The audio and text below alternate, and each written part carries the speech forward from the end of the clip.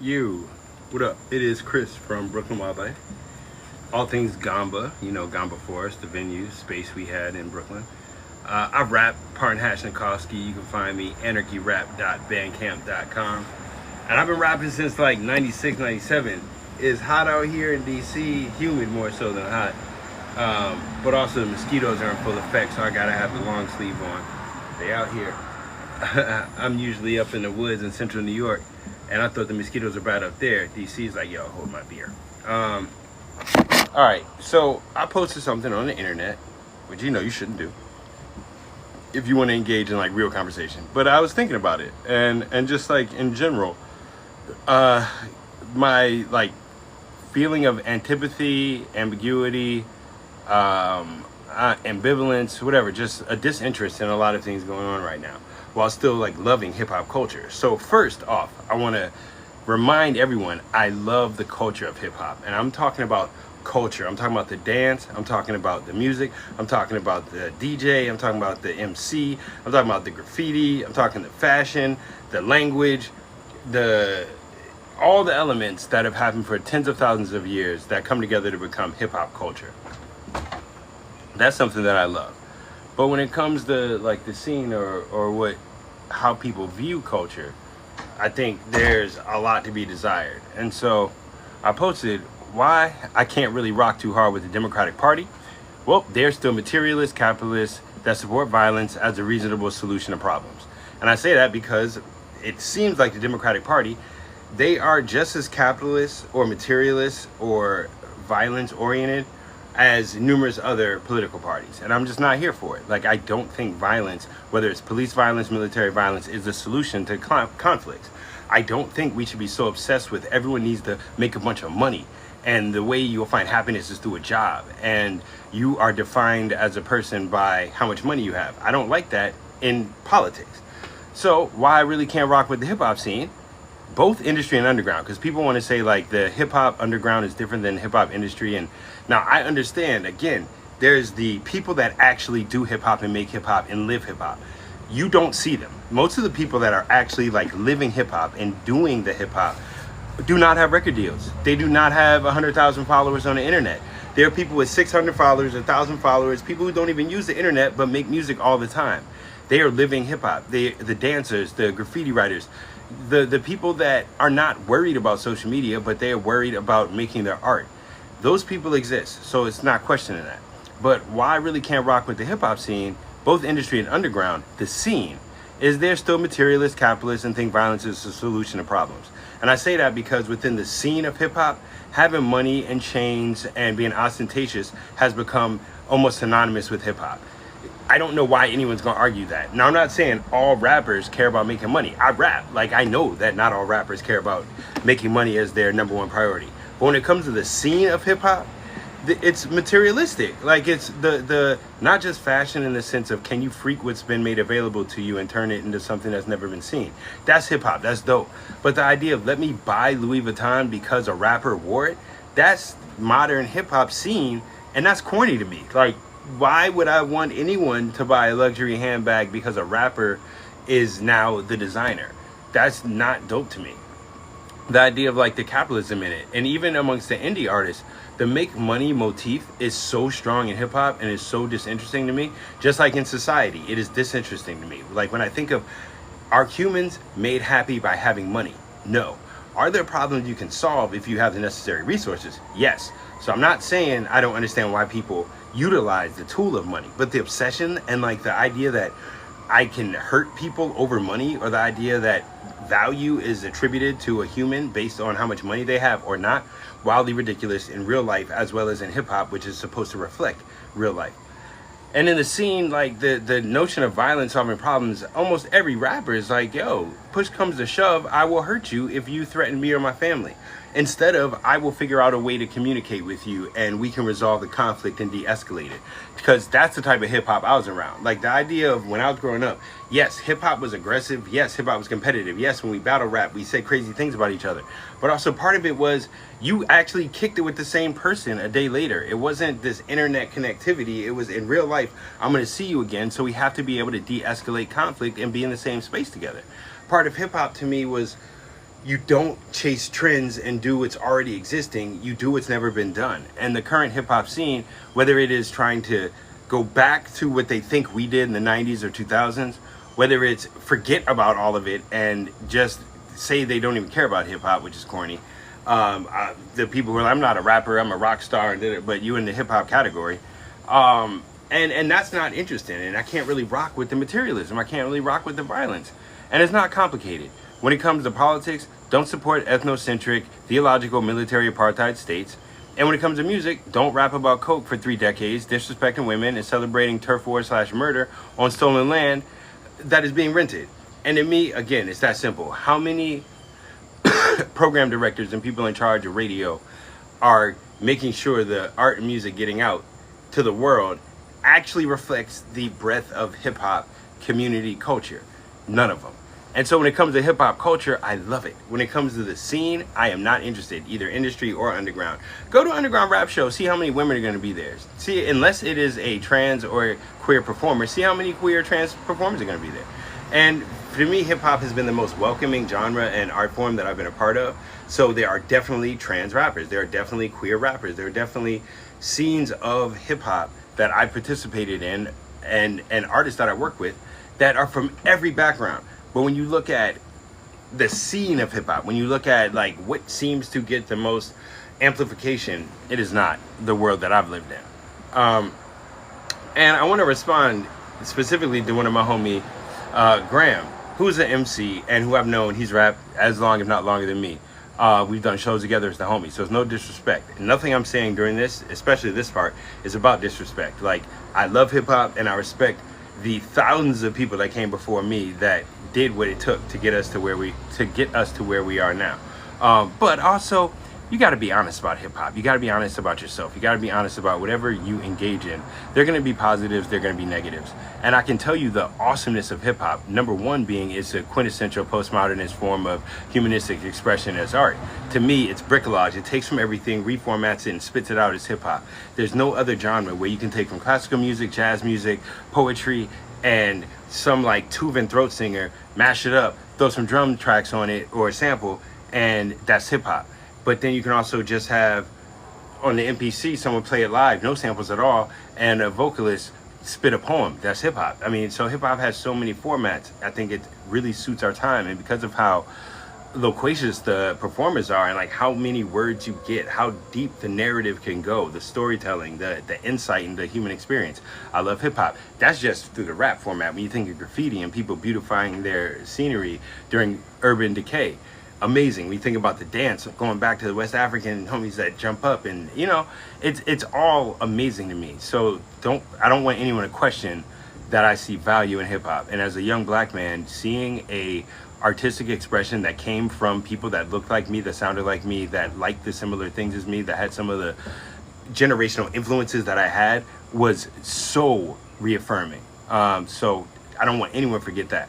But my friend Graham responded to my post saying, I can't rock with this post because underground artists don't fit into this description. Here's an example. Tell me how my music supports materialism, capitalism, violence as a solution, etc. How does Homeboy Sandman's music, Cy Martial Law, Mos Def, Talib Kweli's, Common, Black Thought, Juggernauts, Corday, Skyzoo, Torre, Royce 5'9", Rhapsody, Vast Air, Slum Village, Jean Grey, Run the Jewels, Dax, Curtis King, Joyner Lucas, Kosher Dills, Big Zoo, Gods of the Basement. Now, I know some of those artists personally, and I have been a hip-hop fan and know some of the other artists like tangentially, where I don't like personally know them, but I've met them. And then I also listen to enough music and know how the industry of music works. So there's a easy way to cut out a bunch of those people. Mos Def, Talib Kweli, Black Thought, Corday, Royce the 5'9", Rhapsody, Slum Village, Run the Jewels, Joyner Lucas, all make money for major labels. Like, no matter how dope they are as MCs and artists, like, I've seen the Roots perform over 13 times. I love Black Thought. But what the Roots did made a bunch of money for Geffen Records at one point, and then eventually Def Jam. What Mos Def and Talib Kweli did, Talib Kweli went on a Sprite tour with Jay-Z. He made money for Sprite, which is, hey, how you doing? A beverage company that poisons people. You know, Coca-Cola subsidiary. Royce the 5'9", I don't know if you listened to his records prior to him getting sober, but it was full of all types of things that I think he would even agree, deal with detrimental elements of what happens in black society and in a way that white folks made money from. When I think of Corday, I think homie can rap, but his subject matter all the time in no way is of benefit. And I would never want to go to a venue where people were playing that over and over and saying some of the stuff and how he, because also he's young. I'm 47. I really am not in the mode of disrespecting women in a way that a young person is going to be. And then within hip hop, how it's exacerbated and the language used in even describing women and describing anything that's non-hyper masculine. Common. I love Common. I've seen Common perform. He was in a cypher at Morehouse, and I got to see him from like 6 feet away, 4 feet away. But also Common makes money for movie studios and for a bunch of people that have no interest in the black community. So that takes out a bunch of the people that you listed. When it comes to Cy Martial Law and like Juggernauts is dope, but they're not part of a scene at this point. Like Reese Bruin, all these people are grown and don't. No. I mean, you gotta be real about it. Like, they are awesome artists, but is there a scene that Juggernauts are participating in? Rhapsody, another artist, major label, like working with, I don't remember the label she's on, but also Rock Nation. You can never tell me that a Rock Nation artist is somehow doing something for the underground, just in the sense of the level of how much money is working, how many other people get paid, and where the money goes to, and where it comes from.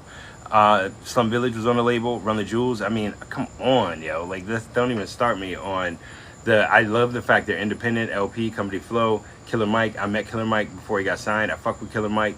But the festivals they play, they don't, you know, if you know, Run the Jewels becomes kind of the exception to the rule of hip hop being included. And a lot of these festivals that they're able to play, I love that they're bringing hip hop to people that normally don't get it, but it's not a scene. I don't know if you go to the festival thing, like, that's not hip hop scene, that's festival scene.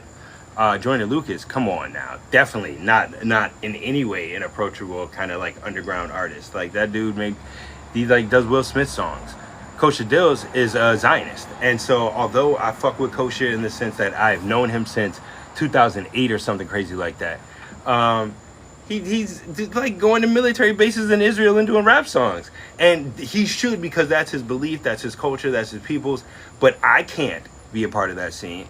I'm not anti anybody, so I'm not saying he shouldn't do what he does. But I can't be doing Zionist rap shows. Like, that's just not what I can do. I can't rock with that. You know what I'm saying? Who else did you name? Curtis King, I know as a online entity, and I believe works with people that throw shows out in California. So Curtis King, I think, is dope. But again, a scene is not defined by one person. Gods of the Basement, Big Zoo, dope. Jean Grey, dope. But a scene, does Jean Grey currently put out music in a way where there's a scene around the type of music she puts out? There was a scene around the electronic hip hop music with Spank Rock, Amanda Blank, Santi Gold, MIA, a bunch of other people. Like, that was a scene. There's a scene around West Side Gun and the like older rappers that still rap to hip hop tempo beats and 38 Special and that Buffalo thing. There's a scene around that. There's a scene around the young people that are listening to like Rod Wave and all that type of stuff. Like, these are all scenes. What my friend Graham is saying is, like, he raps well, so I shouldn't say that the scene is whack. Nah, I rap well, but the scene is still pretty corny. The number of rappers I know that are dope, that are making corny ass videos on TikTok or Instagram, whatever they're trying to do, is too high. That shit is corny. And that makes a scene corny. When people are more worried about how to get TikTok followers than how well they rap, or how dope they paint, or how much practice time they put into dancing, then the scene is not going to be as interesting. When the venues no longer care about the art form and they're more interested in showing different television shows and having, like, you know, Survivor Island night and a bunch of people show up and they sell drinks like that. When rent is so high in New York, do you have venues that are oriented towards the DIY or indie or kind of underground scene? No.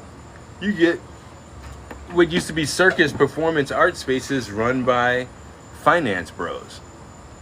And so that scene is corny to me and not what I want to be a part of. So I don't rock with it. And so it's not that I don't rock with hip hop as culture. I definitely still rock with hip hop as culture.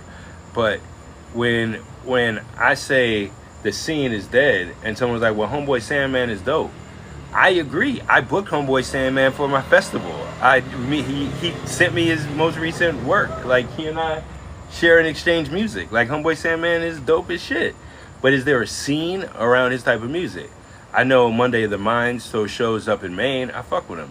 I know the homie James Walker's in Houston. I fuck with him. I know the homie Lunar Landon's out in Cali. I fuck with him. Like, I know that there are people all over the country that are hosting shows. Myself Be Black is doing a trip all around the country. You know, real MCs don't rap over their vocals. So I know they're dope people doing dope things. But in terms of the scene, like, where do you go to see hip-hop shows? I don't mean where your friend is throwing a show. I don't mean where you know the owner or the DJ, or where you're there because somehow you might benefit. But where you just like, yo, I want to go see a dope-ass hip-hop show. Where do you go? What night of the week do they always have something dope? And there was a time period where literally 6 out of 7 nights out of the week, I could answer that question. Whereas like Monday we go here, Tuesday we go there, Wednesday we go here. Every Friday, Saturday, there's something at these 3 places, yada, yada. And that's just how I see it. So if you disagree, that's cool. Holler at me. Let's talk about it. If you think COVID didn't fuck up the live activity dynamic, okay. I'm not saying, again, New York is dead. Like, no. New York is not dead. People are still doing dope shit. But when I think about, like, man, why don't I rock with the Democrats? Oh, they okay with this genocide. Oh, why don't I rock with the hip-hop scene right now? Oh, they okay with the urban genocide. And I'm not.